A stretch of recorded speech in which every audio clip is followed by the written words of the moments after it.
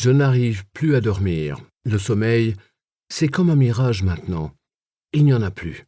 La nuit n'existe plus vraiment, ou si elle existe, elle est silencieuse à en faire mal.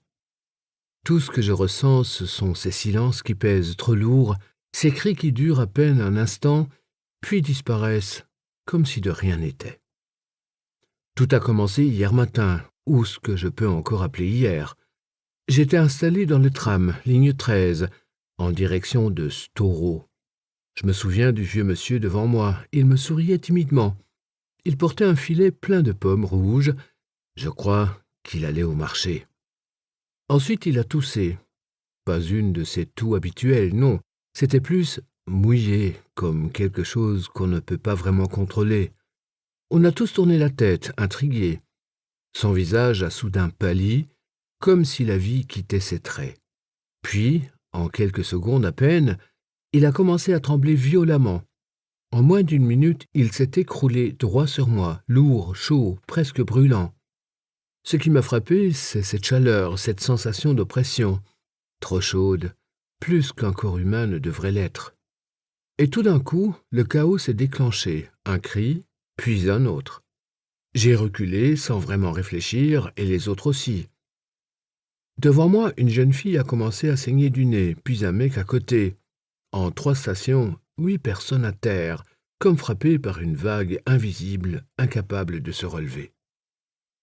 Quand le tram s'est arrêté, ou devrais-je dire quand il est resté figé, personne ne savait quoi faire. Le conducteur a refusé d'ouvrir les portes, probablement paniqué lui aussi. On a frappé, on a tambouré, mais il n'y a eu aucune réponse. Et là, dans cette pénombre, je me suis rendu compte, on était déjà piégés, complètement prisonniers. Une voix dans l'interphone a commencé à parler en norvégien, mais je ne comprenais rien. Juste des sons, des mots que je captais au rythme, mais pas la signification. Puis, plus rien. Le tram s'était coupé du reste du monde, plongé dans un silence total, sauf pour les bruits, des gémissements, des râles, et des sons que je n'avais jamais entendus d'un humain auparavant.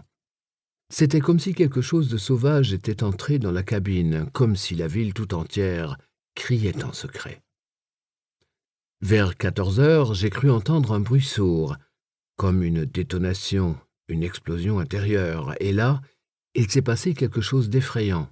L'arrière du tram a commencé à fondre, à se déformer, comme si le métal était en train de se tordre, de se liquéfier. Une odeur âcre a empli l'air, un mélange de plastique brûlé et de brûlure. Les plafonds tout autour coulaient de plastique fondu et les corps, je n'oublierai jamais qu'ils sont devenus. Je me suis glissé par une fenêtre brisée, sans penser, sans réfléchir. J'ai couru, comme si ma vie en dépendait, comme si je voulais simplement échapper à cette horreur. Autour de moi, il n'y avait plus de centre-ville, plus de rue, uniquement cette fumée dense, ce silence assourdissant et ce bourdonnement faible mais oppressant. Comme si quelque chose respirait avec la ville, quelque chose d'invisible, quelque chose qui se nourrit de tout ce chaos. Les gens ne fuyaient pas, ils erraient, tétanisés, les yeux vidés de toute vie. Certains s'effondraient d'un coup, d'autres hurlaient jusqu'à ce que leur voix se brise, jusqu'à ce que leur gorge ne puisse plus cracher un seul son. Devant moi, j'ai vu une femme sauter d'un toit brutalement, comme si elle voulait en finir. Elle avait la peau noire, craquelée, comme brûlée, comme du charbon. Je ne peux pas oublier cette vision. Pour continuer à écouter ce livre audio gratuitement, cliquez sur le lien dans la description et vous pourrez l'écouter en entier sans frais grâce à l'essai de 30 jours d'Audible.